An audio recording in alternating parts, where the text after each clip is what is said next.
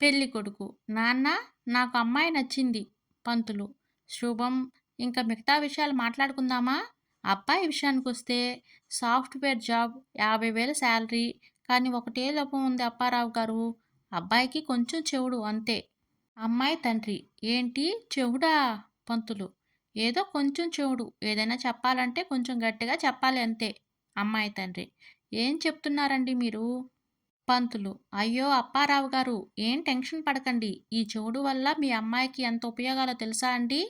పెళ్ళైన తర్వాత అమ్మాయి ఎంత తిట్టినా వినపడదు. మాటకి మాట అనడం ఉండదు. కాబట్టి ఇంట్లో ఎలాంటి గొడవలు ఉండవు. అమ్మాయి తండ్రి: సరే, టీ తాగండి బాబు. పెళ్ళికొడుకు: అంకుల్, నేను టీ కాఫీ తాగను. అమ్మాయి తండ్రి: ఏంటి బాబు, అలవాటు లేదా? పెళ్ళికొడుకు: కాదు అంకుల్, నాకు షుగర్ ఉంది. అమ్మాయి తండ్రి: బాబూ, ఇది ఎప్పటి నుండి బాబు? పెళ్ళికొడుకు: అదే అంకుల్, బీపీ వచ్చిన తర్వాత షుగర్ కూడా వచ్చింది. పంతులు: అప్పారావు గారు, నేను చెబుతానండి. ఈ రోజుల్లో బీపీ షుగర్ అనేది అందరికీ ఉన్నాయి. ఉంటాయి కూడా. తిండి కంట్రోల్లో తింటే ఇలాంటి ప్రాబ్లం ఉండదు. ఇంకో విషయం, ఆల్రెడీ బీపీ ఉందని అమ్మాయికి తెలుసు కాబట్టి మీ అమ్మాయితో ఎప్పుడు కంట్రోల్గా మాట్లాడతాడు. అమ్మాయిపై అరవడం, కోపడడం అస్సలు చేయడండి. అమ్మాయి తండ్రి: అబ్బో, ఏం చెప్పారు? మీరు భలే చెప్పారులే. ఎప్పుడు ఇలానే చెప్తారా? ఇప్పుడే ఇలా చెప్తున్నారా? బాబూ, చెవుడు, బీపీ, షుగరేనా? ఇంకా ఏమైనా ఉన్నాయా మా ప్రాణానికి? పెళ్ళికొడుకు: అది అంకుల్, నాకు రేచీకటి కూడా ఉందంకుల్. అమ్మాయి తండ్రి: ఓస్ నీ రోగాలు పాడుగాను. బాబు, అదేమన్నా ఆస్తులు పంపకాలా అలా చెప్తున్నారు? ఇల్లు ఉంది, పొలం ఉంది, కారు ఉందని అన్నట్లు ఒకదాని తర్వాత ఒకటి చెప్తూనే ఉన్నావుగా.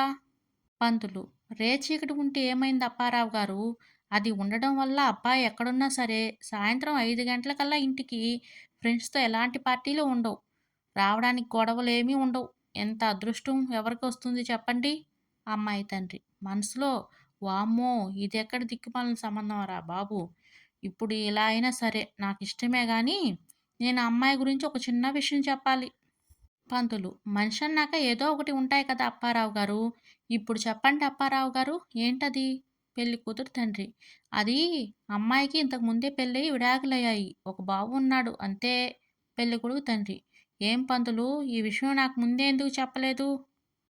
పెళ్లి కూతురు తండ్రి: పంతులు గారు, అయినా పెళ్ళైతే ఏమైంది?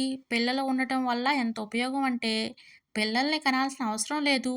పంతులు: ఆ అప్పారావు గారు చెప్పిన మాట గాని కరెక్టే కదా. ఈ రోజుల్లో పెళ్ళయి పిల్లలు లేక ఎంతమంది బాధపడుతున్నారు. మీ అబ్బాయికి ఆ బాధ లేదు. ఎంత అదృష్టవంతుడో కదా ఈ అబ్బాయి. ఏమంటారు?